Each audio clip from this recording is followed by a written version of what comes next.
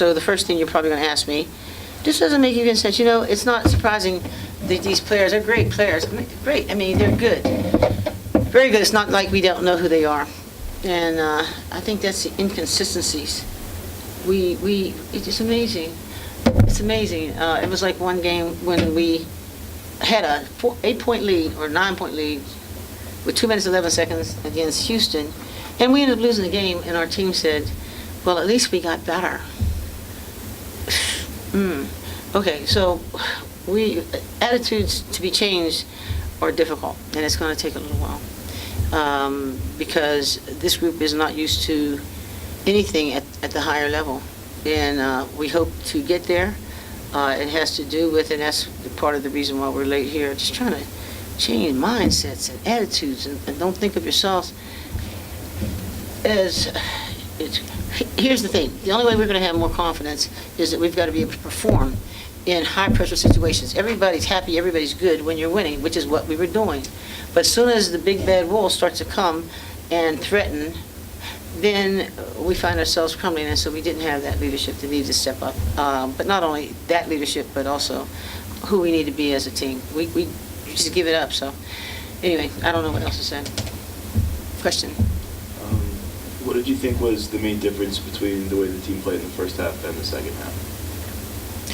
The difference was that they started, they were missing shots, all right? And we were missing defensive assignments. So this is one of the questions that we had just now, is asking the team, was there anything that they did that we were not prepared? Because the other group, the group you see in that black, you know, that's the team, but that can't play. Is there anything that happened? No.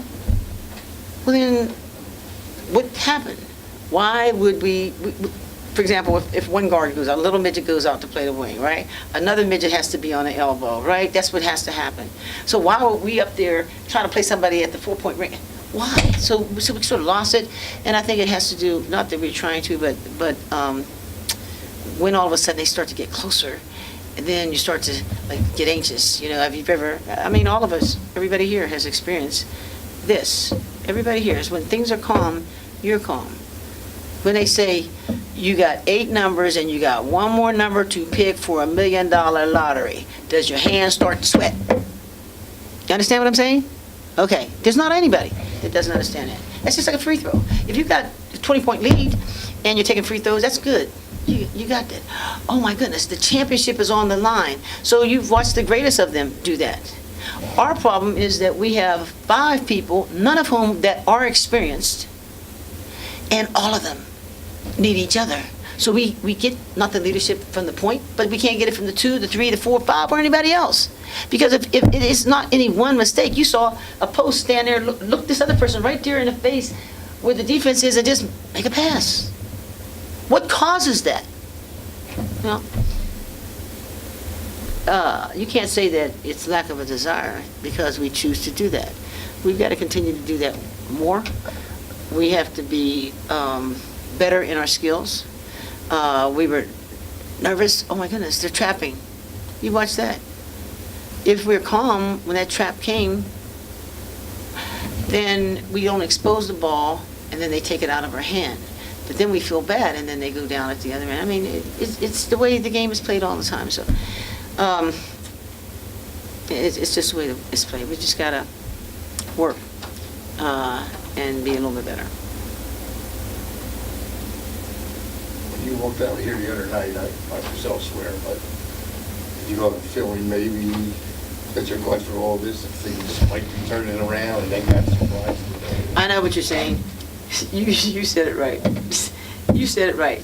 Because I can honestly say that, you know, when you walk out, you're thinking, no, you know what, maybe we have something. Okay, so now I can, you know, take us a little bit further. And so I didn't want to let on, but I think that you've probably watched me coach for long enough. And it's interesting you said that because few people would know that's what I think, what I was thinking, because I didn't even say that to anybody. But that is my thought. I thought, bang.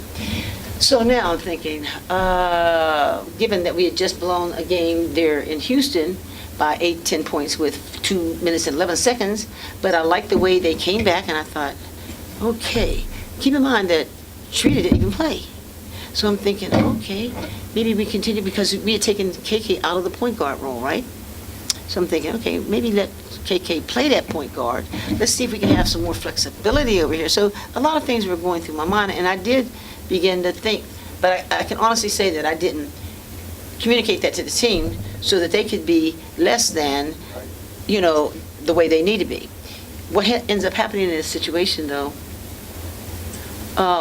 when a team is wise, then they know that they're fortunate to be there, and they don't take anything for granted, and they stay on high alert for whoever the competition is.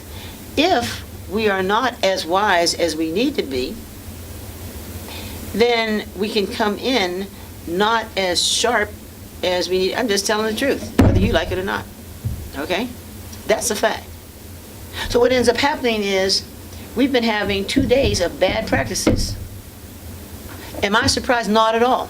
Not at all. Because, after a while, you begin to note and see certain things. And so you try to give warning ahead of time. Guys, we need to pay attention to this because this is happening. There's nothing they did different. Nothing. But it's much like any game. If any game that you enter into, you should have a sense of high alert and it's ready to play. It doesn't matter whether it's Michael Jordan or Stephen Curry. You have to have that. And it's not that we were trying not to. We are in the middle of finals. That's no excuse. But the truth of the matter is that we're probably thinking, well, gee, we did pretty good. We just got finished beating ESPN. Or we just got finished beating Temple. Needless to say that Temple had just got finished beating number 17 DePaul. Are we smart enough to figure that out? No. This was not Temple before. These guys have matured, they've grown, gotten better. We are working with 2-year players. And anybody that's spending serious time, and they do, that is a transfer has only, this is like game number 10, period. So they have, and am I happy with that? No, because we need to get on with it and save the games that we possibly could. So it's obvious that we can. Those things do happen, unfortunately, because winning games is not just about having a greater score than the opposing team, as much as it is the combination of the mental toughness and the ability to score, play defense and score. And all 3 of those things are not together right now. Any other questions for Coach? Thank you.